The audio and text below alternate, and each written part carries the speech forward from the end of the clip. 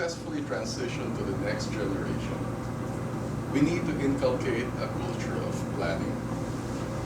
Guys, here's the premise now. It's a social dilemma. 99% of all Filipinos are not financially viable until death. What does that mean? Your money is going to run out ahead of your life. And that is a big problem.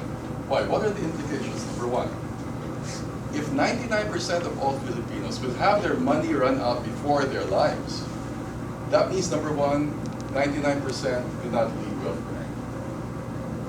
That is catastrophic. Because not only do they not leave wealth behind, they leave debt behind. And that creates a vacuum for the next generation, many of whom can never quite dig themselves out of that hole. Second, 99% will find themselves completely dependent on someone before they go. That is scary. Because I think you know this, no? You find yourself without resources at the end of life. And you find yourself completely dependent on someone before you go. You're going to find out that life is going to get worse. Why? Because you're going to get sick before you go. In a country where when you get sick, you're on your own. Do you agree? I need to lay on the table the problems, because these are the reasons why we need to plan. And we're always very cavalier about planning. We don't take it seriously. No. So, 99% don't leave wealth behind. 99% will be completely dependent on someone before they go. 99% will die bankrupt. And 99% will perpetuate the cycle of intergenerational dependency. Which means, if you're a typical Filipino right now, and you're between the ages of 20 and 50, you are in what we call the bibingka generation. Why bibingka? Americans, they call it sandwich, right? Sandwich. Sandwich is a very comfortable situation. You're between two very soft buns. Bibingka is more descriptive. Why? You know how bibingka is cooked, right? Fire above, fire below. You're being cooked from above when you're supporting your parents above you. And you're being cooked from below when you're supporting your own kids below you at the same time. So we need to plan. And we're not very good at it. And that's the reason why I think it's very important that the university understands why a program like this should start much earlier. Because I'm telling you, I go around the country talking about this. And many people are hearing about this for the first time, and there's nothing they can do about it anymore. You know, many companies, they invite me to talk about retirement planning. But who attend retirement planning talks? People about to retire. Right? And if you're 2 years away from retiring and you hear me talk, you're not going to like me. Why? Because I got bad news. I got bad news for you. You know, the biggest bank in this country has invited me to talk to the retirees. People who are a few months away from retiring. And you know, if you're working for a company, you've been there for 20, 25 years, you're earning 60, 70, 80,000, you're going to get 3, 4, 5 million. You think you're okay. You think you'll be fine, right? Until you do the numbers. Because let me tell you what it means to be retired. To be retired, if you're earning 50,000 bucks a month, 50,000 bucks a month, that's not a big amount of money. But that's an amount of money that the majority of the Filipinos aspire to earn. If you're earning 50 and you're spending 50, your lifestyle is 600,000. And let's not talk about inflation today, even if all that's here. Let's just say if you're spending 600,000 a year, how much do you need to have in order to maintain that lifestyle, even if you're no longer working? The quick answer, 15 million. Because if you don't know much about finance, 15 million in a bond that's yielding 4% is 600,000. Which means the day you stop working, maybe the day you stop earning, but that's not the day you stop living. And so expenses continue. So you better have an amount of money that can replace you as the source of your sustenance, because you're going to keep on living. And so you need to plan these things. But the problem is, when I talk about these things to people who are 2 years away from retiring, you know, so I go to this big bank, and when I enter the room, it was a party atmosphere. They were all so happy. So I went to the HR and I said, do I tell them? And HR goes, well, you need to tell them because they should know. I went inside a party, I left a funeral.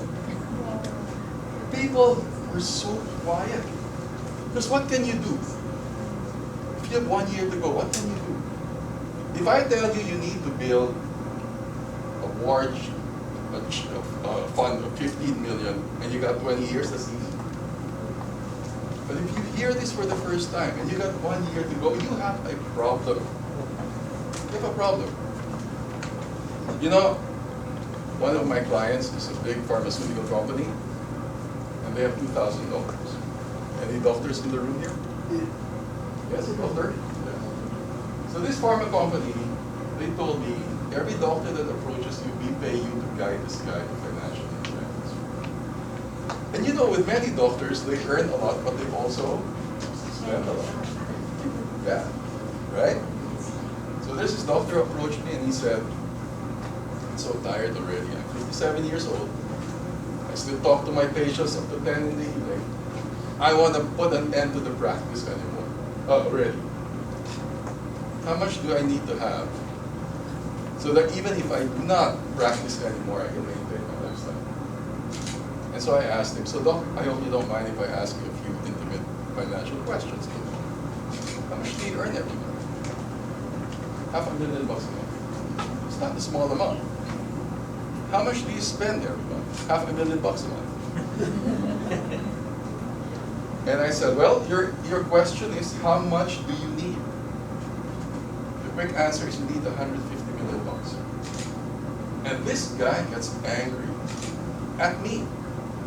I said, Doc, don't be angry at me. You're the one spending this, not me. And he says, what makes you think I can accumulate $150 million? I'm just a doctor. And I go, this is the problem. You don't think you can build $150 million, but you're already living the lifestyle. You're already spending $6 million a year. And that's the basis for needing $150 million, because you want to sustain $6 million. So what am I saying? We need to plan these things. But we don't do a very good job. And so, even before we can sell the idea of a successful succession plan, the very concept of planning is a hurdle. It's a hurdle. Every time you talk to people about, we should have a plan. This is a country where the national battle cry is bahala na si Batman. Right? We don't worry about these things early on. So, how do you overcome that challenge? To begin with, why are we so averse to planning? Guys, you know, I'm going to sit down here because I want this to be a conversation. I don't want this to be a lecture. So, why are we so averse to planning? Anyone? Let me tell you an experience of mine. I used to work for a Swiss company. When you hear the word Swiss, what comes to your mind? Chocolate. Chocolates? Jong, Thomas is Swiss. Oh. I'm a former Swiss banker and a lawyer, and I know what you're talking about. Yeah. Yeah. So, I used to work for the Swiss company, and my boss, who was the president, said, we can be many things to many people, but if you talk to a Swiss, we take pride in our precision. Precision. Yeah. Every time you ask a Swiss, why are the products so expensive? The answer is always, we are Swiss. The assumption is always superior products. Okay? So, this company that I worked for, they had a very peculiar policy. Only a Swiss can be president. In any of the companies around the world, a Swiss has to be president. And in order to overcome obvious local challenges, they require two things. One, the president should learn the language. Where he is assigned, he should learn the language. And second, he must undergo what they call a cultural acclimatization course to understand the psyche of the local market. Okay? So our president, he was a young guy, very handsome guy, blue eyes.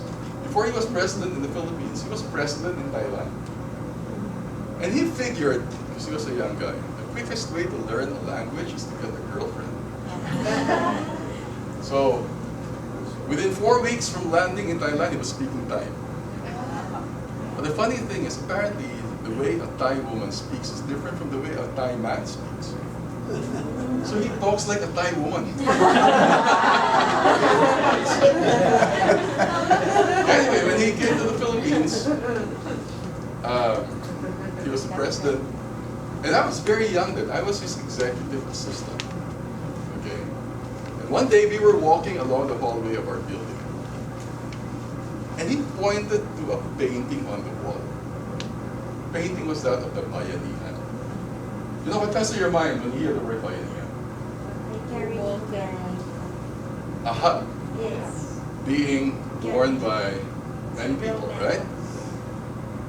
And he said, "Can you explain that painting to me?" And I said, "Oh, that's the Filipino community spirit of Bayanihan. We are very proud of it." And he goes, "I get the community spirit part. What I don't get is, why do you need to move your house?" He says, "You have to explain this to me. Where I come from, we don't move our houses." And I realized we were never taught why. We were never taught why we are moving that bloody house. And so he said, "Okay, I have a second question for you. Are you a typical, sensitive, macho Filipino man?" That was the second question. And I was young, remember? I was still macho then.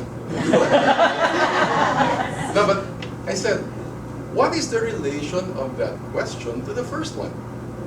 And he said, "I can link it. I can explain it, but answer me first. Are you a typical, sensitive, macho Filipino man?" Because we are quick to take offense. That's in our culture. Pikon. Macho culture. Diba? Somebody looks at you a different way, you're offended. In this country, I've had a lot of people killed that way. Right? So anyway, he said he can explain it. And I said, "I have a sense of humor.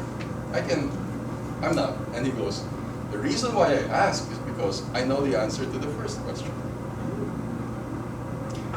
And if you are a typical, sensitive, macho Filipino man, you're not going to like the answer." He said, "You know why you're moving that house? Because you guys don't plan at all. You have no sense of permanence, no sense of continuity. Look at what happens in this country. Every time you have a new president, everything changes."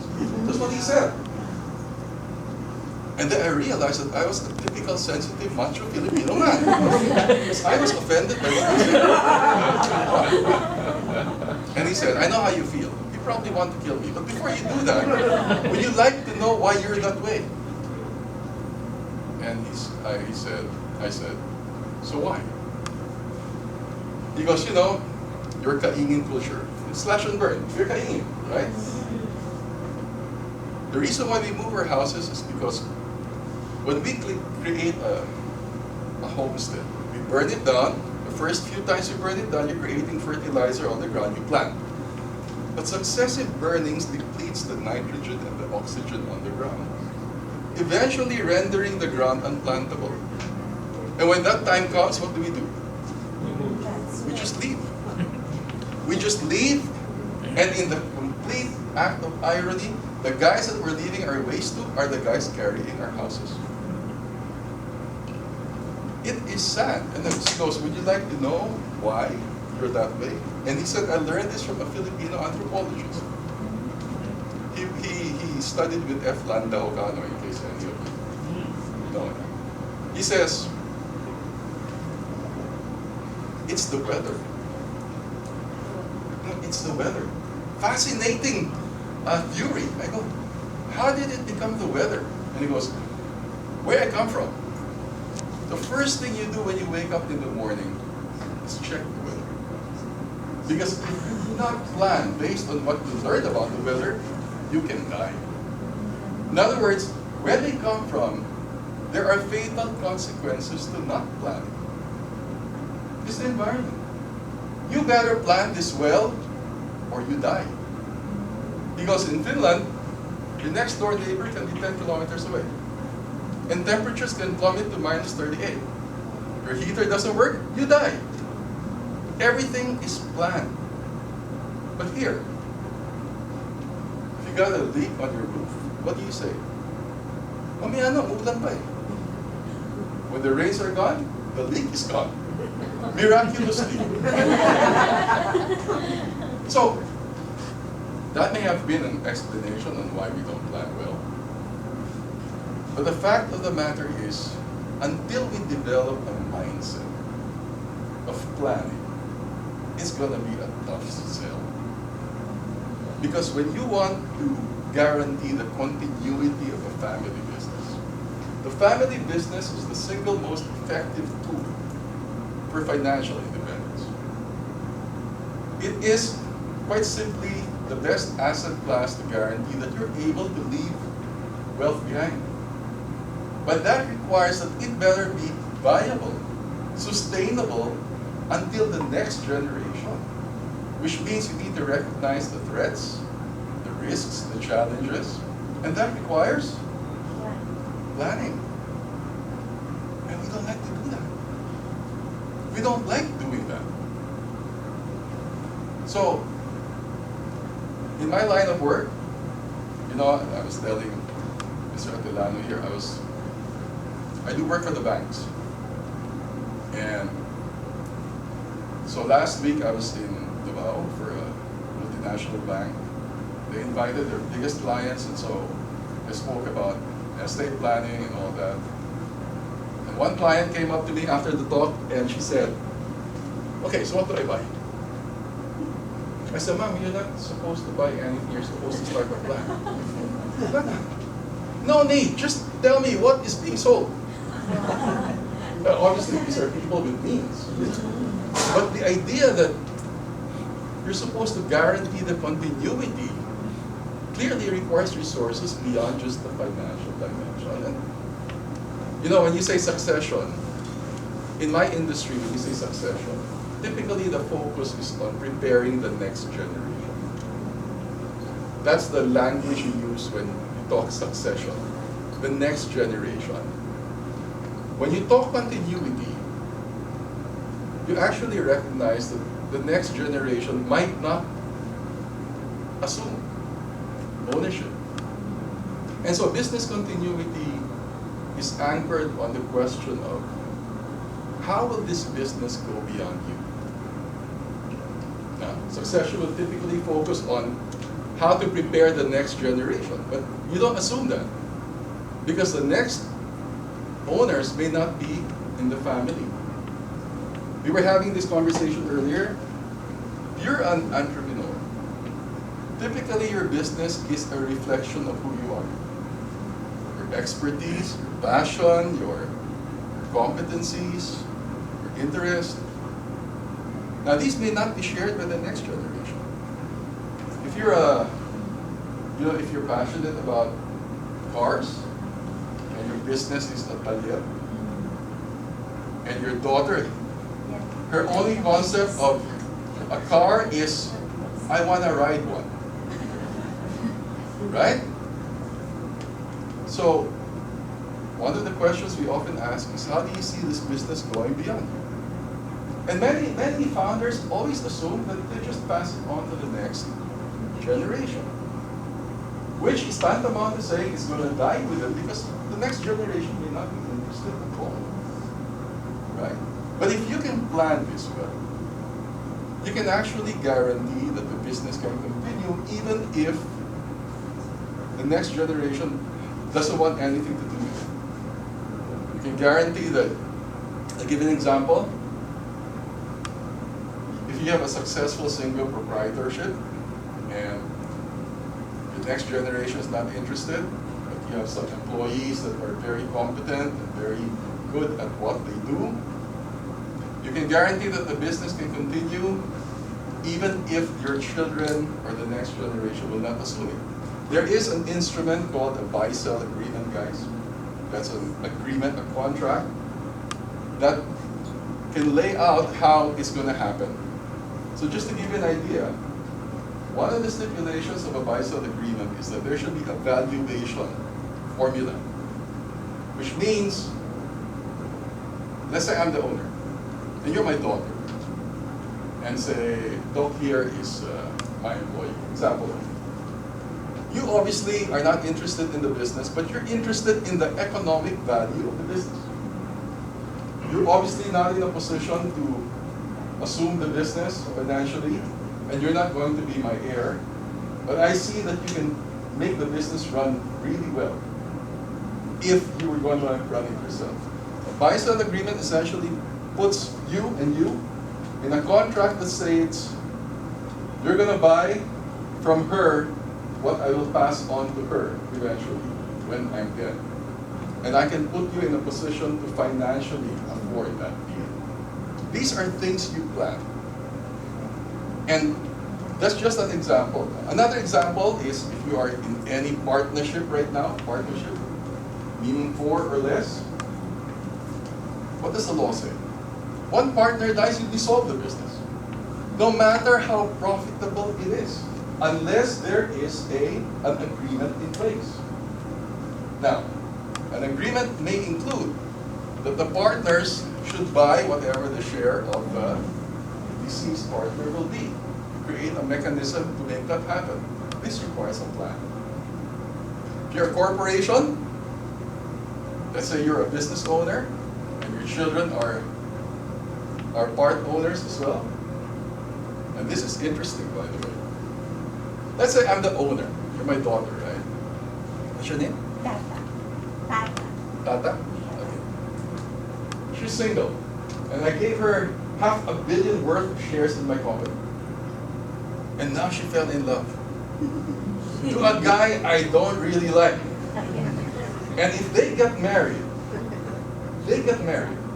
what happens? What happens? Prenup. Okay. I want a prenup. The current law says, after 1988, the default regime is absolute community of properties. So without any prenup, the day you marry is the day you lose half of those shares to the guy you marry. Which means some bloody guy is now part owner of my business because you fell in love. Okay? So what do? I ask you to do a prenup. And by the way, no one can compel you to do one. If you refuse, there's nothing I can do, right? But if you agree, you can stipulate the prenup that says, you'll keep what is yours and he will not get it. But it does not change the fact that he is your heir. And if something happens to you, he is still going to get the shares. Which means we need to plan this well.